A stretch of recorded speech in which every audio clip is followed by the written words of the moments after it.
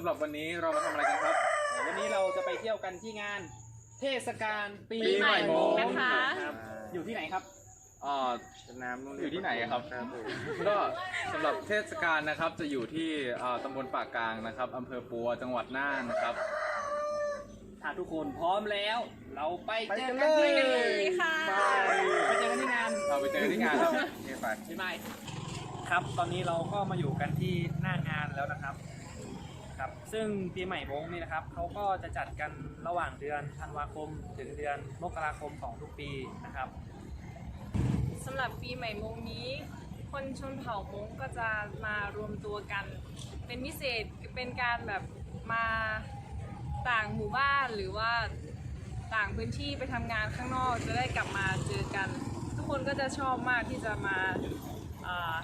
ในวันนี้ก็สำหรับปีใหม่นี้นะครับก็ยังมีการละเล่นนะครับหลายๆอย่างแต่ละหมู่บ้านก็จะมีการละเล่นที่ต่างกันไปนะครับก็จะมีเป็นการโยนลูกช่วงมีการเป็นตีลูกข่าแล้วก็รถไม้นะครับแต่ต่างหมู่บ้านก็จะมีการละเล่นที่ต่างกันไปอยู่ครับต่อไปเราจะพาไปชมบรรยากาศภายในงานกันนะคะไปกัน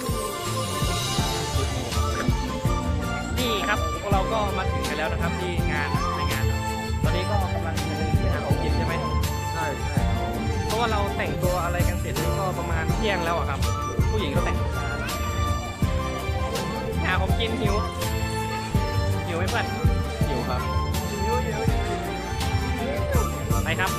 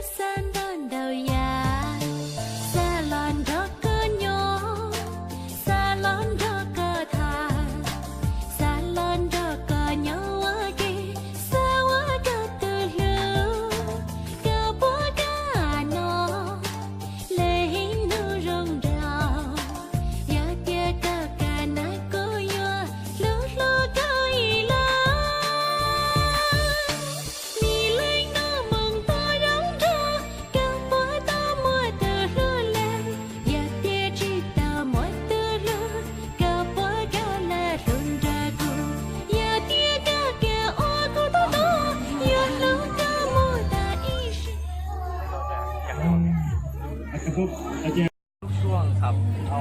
จะเป็นประเพณีของคนชนเผ่ามงครับเอาไว้โยนแล้วก็คุยกันไปคุยกันมาครับเป็นเหมือนให้การเล่นนิดนึงครับพี่ลองดูไหมครับนี่มีลูกช่วงไหมนี่ไงอันนี้คือเรายืมของมาใช่ปะพี่ลองคุยให้ดูด้วยกันเป็นก็เหมือนการเล่นแบบโยนไปก็คุยกันไปเนี่ยคุยกันไปโยนกันไปครับอาจจะเป็นภาษาเดิม在去我楼下的电脑比较简单，你就是个在下一次的，那上我好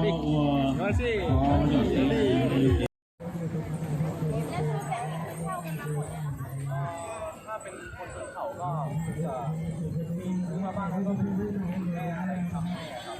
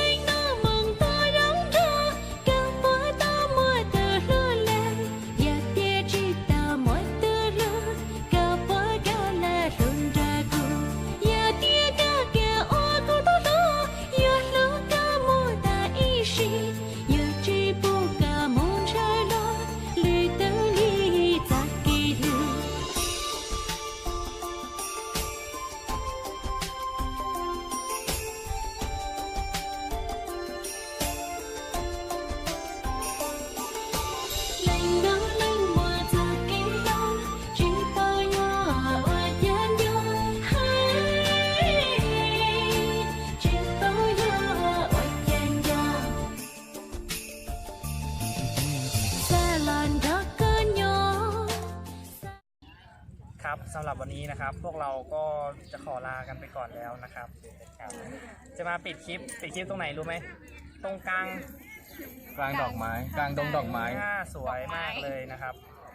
ที่ลำดวนผ้าทอนะครับ ไว้ว่างๆผมจะมาถ่ายคลิปให้ทุกคนได้ดูกันนะครับ ก็เชิญชวนหน่อย ก็สำหรับงานปีใหม่มงนะครับจะมีจัดขึ้นในทุกๆปีของช่วงท้ายปีนะครับ ก็อยากจะเชิญชวนนะครับถ้าเป็นพี่ๆน้องๆหรือว่า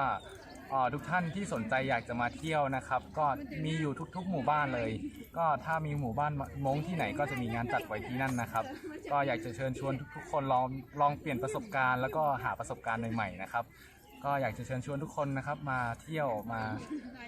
ชมวัฒนธรรมนะครับ แต่ในงานนี้นะครับเขาก็จะจัดกันประมาณเดือนธันวาคมถึงเดือนมกราคมนะครับครับสำหรับใครชอบคลิปนะครับ ก็อย่าลืมกดไลค์กดแชร์กด Subscribe กดติดตามและกดดีใจนะครับแล้วพบกับพวกเราใหม่ใน EP หน้าพวกเราต้องขอลาไปก่อน บาย